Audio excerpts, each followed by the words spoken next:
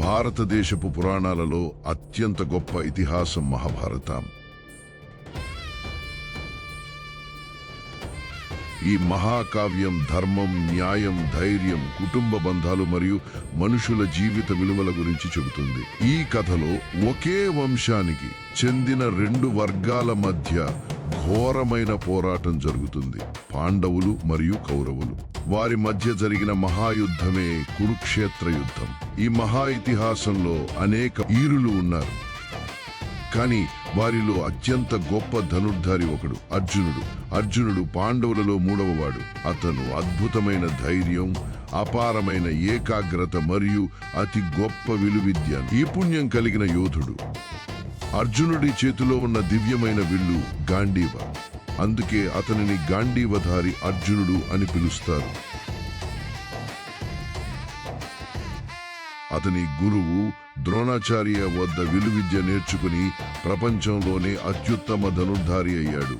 అర్జునుడు కేవలం యోధుడే కాదు, అతను ధర్మాన్ని కాపాడే మహావీరుడు, స్నేహానికి విలువ ఇచ్చే వ్యక్తి మరియు భగవంతుడు శ్రీకృష్ణుడి అత్యంత ప్రియమైన స్నేహితుడు. కానీ అర్జునుడి కథ కేవలం యుద్ధాల కథ మాత్రమే కాదు. ఇది ధర్మం, స్నేహం, గురుభక్తి, ధైర్యం మరియు జీవిత సత్యాల కథ. అర్జునుడికి మార్గదర్శకుడిగా నిలిచిన శ్రీకృష్ణుడి జ్ఞానం అతని జీవితాన్ని ఎలా మార్చింది. పక్షికన్ను లక్ష్యంగా పెట్టుకున్న బాలుడు ఎలా మహాయోధుడిగా ఎదిగాడు. ఈ గొప్ప కథను ఇప్పుడు మనం చూడబోతున్నాం. త్రైలోక్య విజయీ వీరో పార్థః పరమధార్మికః కృష్ణ సఖః మహాబాహు గాంధీవధారి అర్జునః.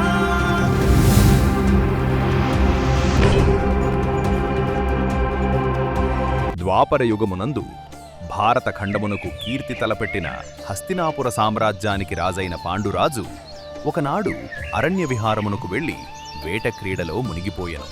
అయితే విధివింతలతో కూడిన ఒక ఘోర అపచారము సంభవించెను. జింకరూపమున ధ్యానమున నిమగ్నులైన ఋషి కిందముడు తన భార్యతో సహవాసమున ఉన్నవేళ పాండుని బాణము వారిని భేదించెను.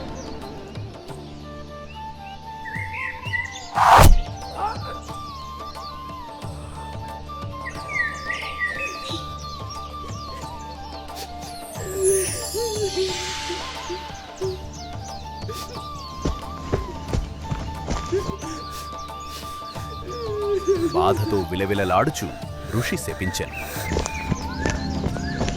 ఓ రాజా, కామమునకు లోనయ్యున్న మమ్ములను హతము చేసితివి. అదే కామము నిన్ను సంహరించును. స్త్రీ సంగమమున నిమగ్నుడైన క్షణముననే నీ ప్రాణములు విసర్జింపబడును. ఈ శాపవాక్యములు పాండుని హృదయమును చిన్నాభిన్నము చేసెను. రాజ్యభోగములను త్యజించి అరణ్యవాసమునకు ఉపక్రమించెను.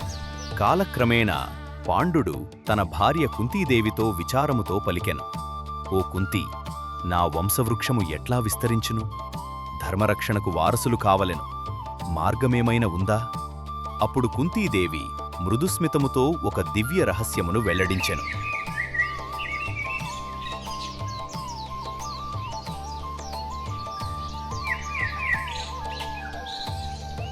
మహారాజా, దుర్వాస మహర్షిచే నాకు ప్రసాదింపబడిన ఒక మంత్రము కలదు.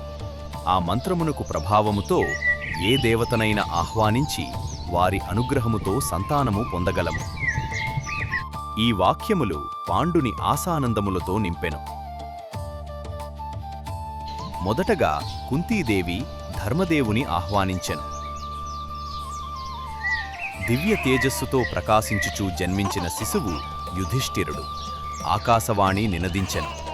ధర్మస్వరూపుడు, సత్యవ్రతుడు యుధిష్ఠిరుడు జన్మించెను. తరువాత బలపరాక్రమములకు ప్రతీకగా కుమారుడిని కోరగా వాయుదేవుని అనుగ్రహముతో జన్మించినాడు భీముడు. అతని క్రందనమే భూమిని కంపింపజేసెను. ఇతడు బలశాలి, శత్రు సంహారి, భీమసేనుడు. అయితే పాండుని మనసులో ఇంకొక కోరిక దాగియుండెను.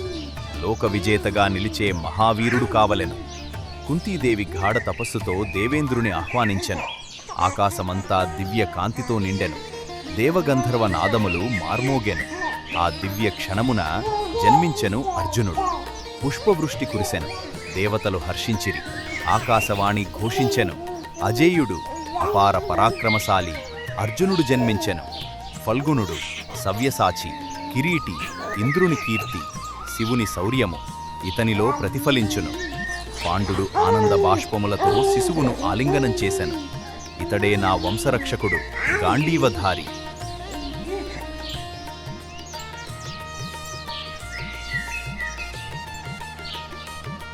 అనంతరం కుంతి తన మంత్రాన్ని మాద్రికి అనుగ్రహించెను.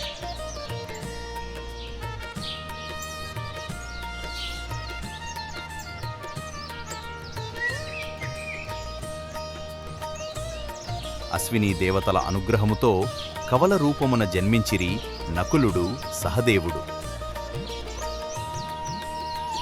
దైవాంశ సంభూతులై పుట్టిన పంచపాండవులు ధర్మరక్షణకై భూమిపై అవతరించిరి. వారి జననం యాదృచ్ఛికము కాదు, అది విధి చేసిన దైవ సంకల్పము. బాల్యమునందు 5 కలిసి క్రీడించుచుండగా పాండుడు, కుంతి, మాద్రి సంతోషముతో వీక్షించిరి. ఇదే మా వంశగౌరవము, ధర్మం నిత్యం విజయం సాధించును. తర్వాత ఎపిసోడ్లో అర్జునుడి బాల్యం, విద్యాభ్యాసం గురించి తెలుసుకుందాం.